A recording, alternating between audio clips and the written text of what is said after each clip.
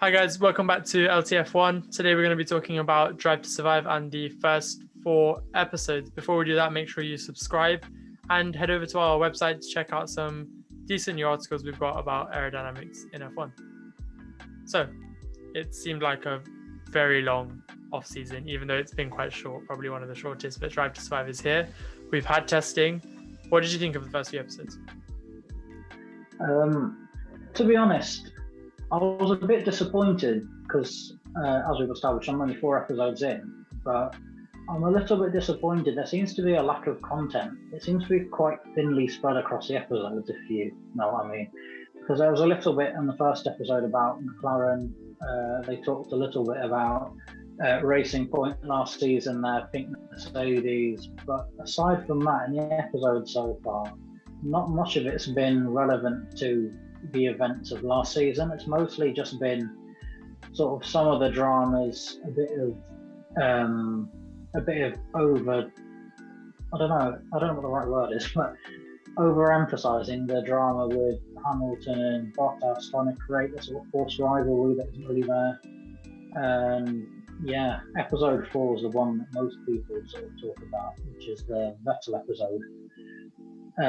But again, it feels like there's a lot of drama they're trying to create for the sake of television, and I do understand that, but at the same time, I wish that it was more relevant to F1 and the actual championship, if you know what I mean.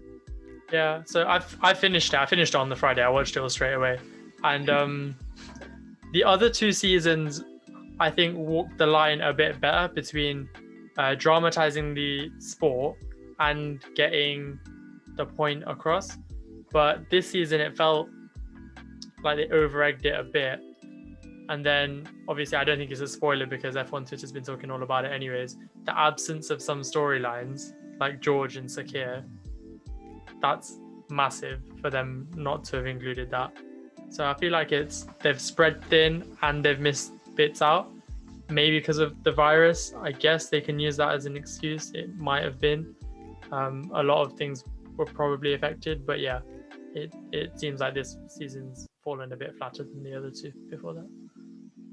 Yeah, because I do think this season there's so many more layers to it with the drama of it being during the pandemic, and there was lots of other things going on with the end racism campaign and so on, and it's so far not been touched on at all, basically, apart from episode 1 where they talked about the start of the season getting cancelled. But I was hoping there'd be more about how they managed to sort of create a season out of nothing, basically. Exactly, that is during the pandemic.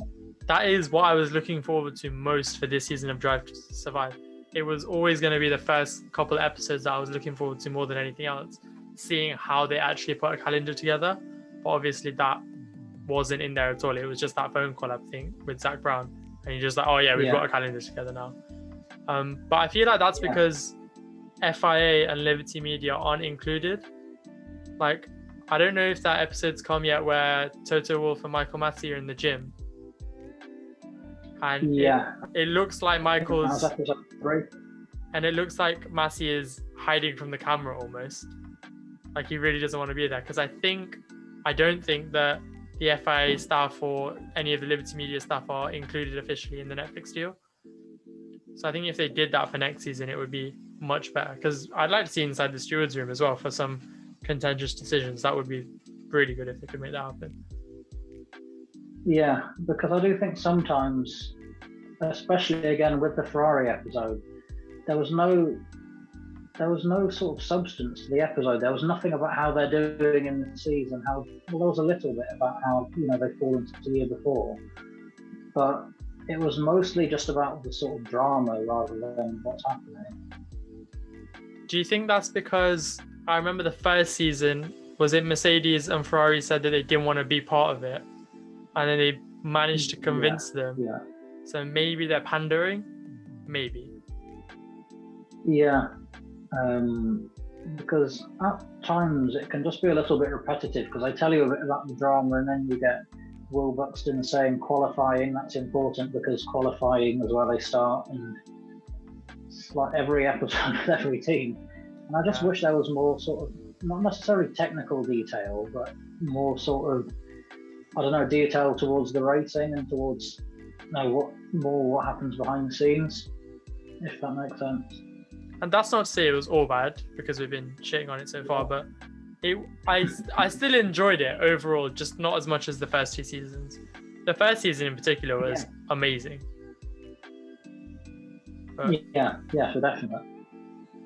But I guess you've got the rest of this season to go, so maybe it'll pull back for you. Maybe not, because Georgian Sakir is probably what you were hoping for and waiting to see. Yeah, I think everyone, because that was like on top of like last season was such a dramatic year for so many reasons, and I think that race especially was. I've mentioned it many a time on lots of other episodes on our channel, but that race was like probably one of the biggest races recently, because everyone, even neutrals, were watching it, to see George Russell in Mercedes. And the fact that, from what I've heard, there's nothing too much about it is disappointing. But yeah, not to say it's all been bad. It's been watchable for definite. It's entertaining, especially if you're not hardcore following F1, getting to know some of the drivers and stuff. But yeah, that's my personal opinion so far. I think they could have done better, but over the weekend it was number 1 in the UK, so if it's bringing people into the sport, they've done their job. Yeah. We'll end it with that note then. You've got the rest of the season to go. I already gave up on it, having watched it. There's always next year. Yeah, so we'll be back for a part 2. If you enjoyed the video, don't forget to like, share, comment, and subscribe. I said that in a weird order, never mind. But yeah, thank you for watching. We'll see you next time. Yeah, cool.